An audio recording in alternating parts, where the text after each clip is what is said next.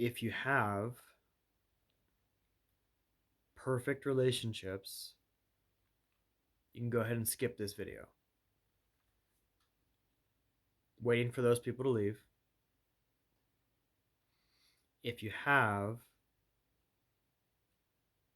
no suffering, go ahead and skip this video. I'll just wait for those people to leave. If you don't believe you have any suffering, but you secretly do, and you're in denial of it, go ahead and leave, because this video is also not for you. So the people who are still here, you don't have perfect relationships, and you acknowledge that you have suffering. It's not complicated. Just getting this far is like pulling teeth for people. It's unbelievable how many people will not admit that they're suffering. It's unbelievable how many people will not look at the evidence in their lives. They will come to me asking for help or asking for questions or asking questions for like what's going on, but then they don't like the answers. I'm not here to give you bullshit answers. I'm not here to lord over you or have dopamine hits about my being right. It's really none of my business. I don't even know who's watching this video. It's really none of my business whether you take my words to heart or not. It's totally up to you. But you'll either take this opportunity or you won't. You'll either take some of the tools I provide to address the suffering directly, or you'll use some spiritual paradigm. Everything is perfect. Everyone is one. All this kind of stuff, people rationalize staying in suffering. Let me just pause this to make sure my battery is not going to die. Okay, now it's charging.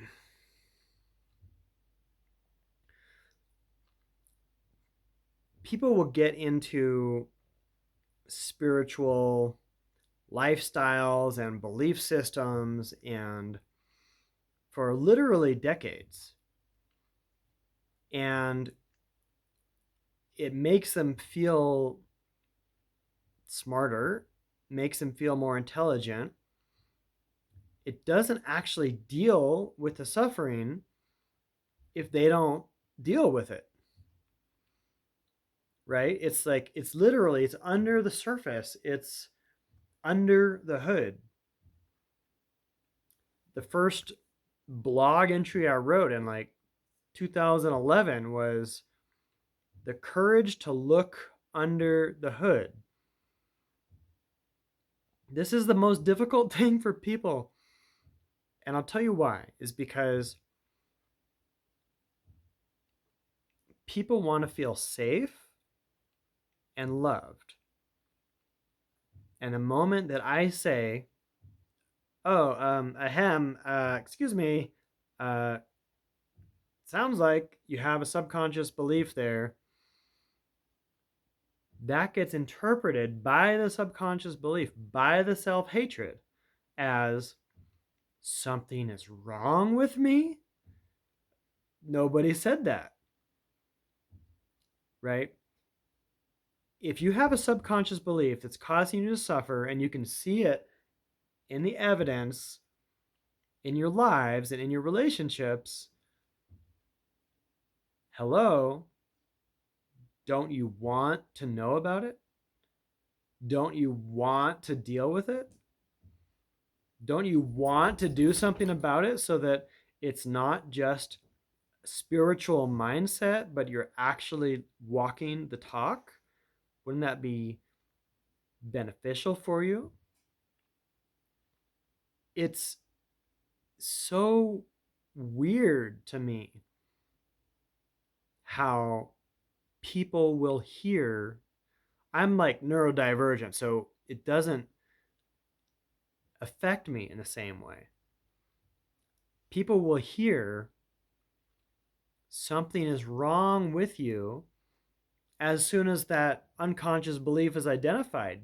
I don't have that belief. No, I don't have that belief. Okay, well, have you checked? I don't have to check. Okay, well, are you panicking? I'm not panicking. Okay, well, good luck. Like, what am I going to say? I have subconscious beliefs that make me suffer, and I'm dealing with them. This is not some crazy, extraordinary news.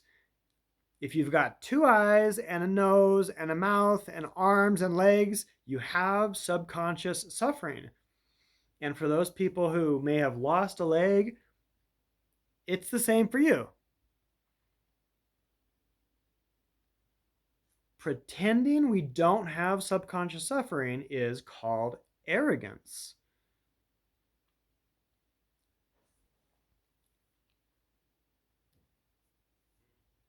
Transparency is called humility. There's no reason to put up this front as if we know ourselves perfectly. That's silly. It's not only silly, but it's harmful. Someone will literally say, "Oh, I'm living a spiritual lifestyle," or whatever, and they'll be posting, reposting, these articles and affirmations and what have you. And then as soon as they get the opportunity to actually look under the hood, it's a threat. This is mind blowing to me. Like, I've paid so much money for the opportunity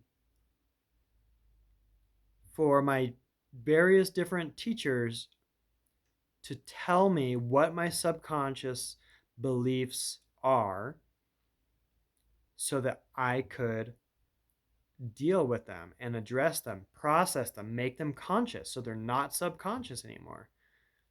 It doesn't benefit me to keep them subconscious. Why would I want to pretend that they don't exist? It doesn't make any sense.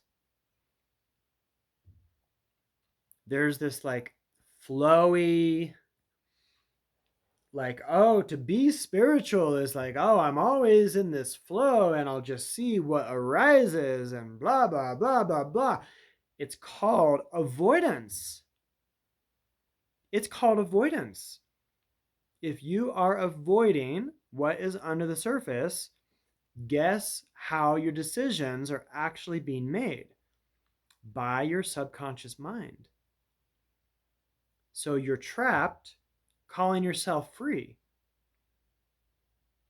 There's a big difference between someone who's trapped and knows they're trapped versus someone who's trapped and calls themselves free.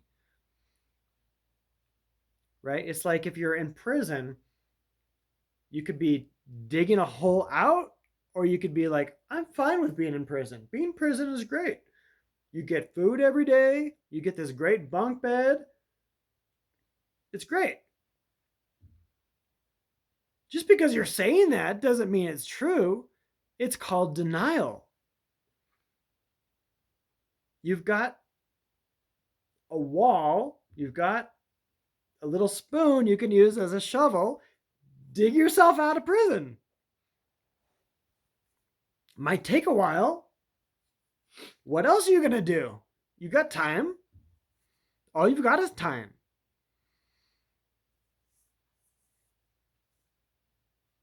There's no virtue in pretending like we're not trapped in this system that is beyond our own creation. It's not your fault you're trapped.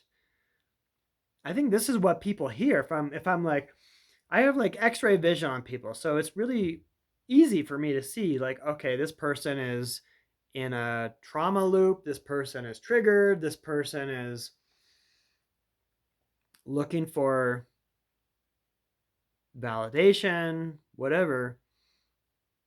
It's like super obvious to me. Like just by seeing somebody's eyes, I know. I don't even have to hear most people speak. As soon as someone walks into our room, I can hear the tone of their breath. Like, it's so, okay, well, that person is in their mind.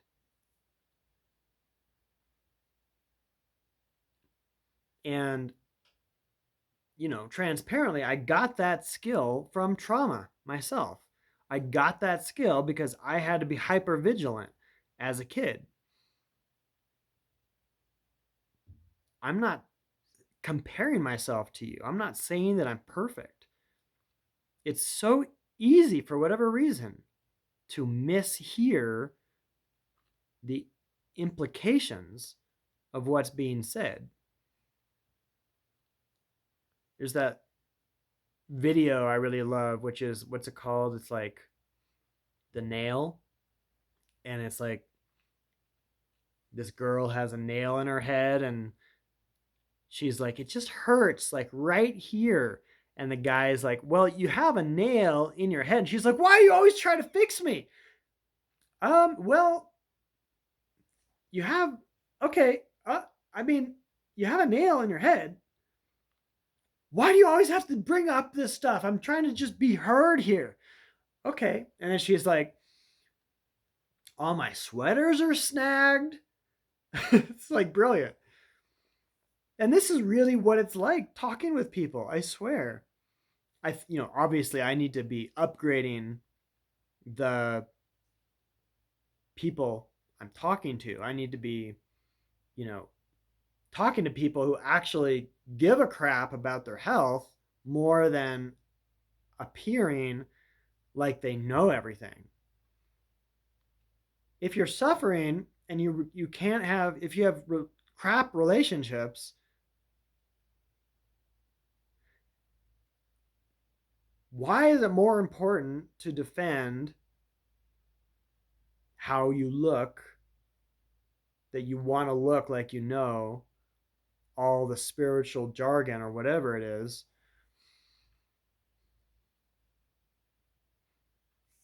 You are either, in your own nervous system, you are either predator or prey. You're either on top or on bottom of the food chain in your own nervous system. That means either your programming is in charge or you are. If you are not stalking your programming is stalking you. You can put all kinds of spiritual definitions on this. If you're waiting to see what arises from your suffering, I promise you it will take multiple lifetimes. If you want to do it in this lifetime, if you want to deal with your relationship issues in this lifetime, you have to look for the fucking cause of the problem. It's like if I have a leaky pipe and it's flooding my basement, am I going to wait for the water to arise and I'll just see what happens? This is the spiritual nonsense. That's literally what it sounds like. You have to be assertive. Go to the basement, find out where the leak is, probably turn off the water, seal up the leak, test it, see if it's actually sealed up, do your due diligence, and then you can rest easy. But if you're using all of these escape mechanisms to just not do the work, look with your eyes, look around you. Do you have healthy relationships? It's a great way to demonstrate that something is going on. This has nothing to do with me, right? I'm not trying to make you wrong here.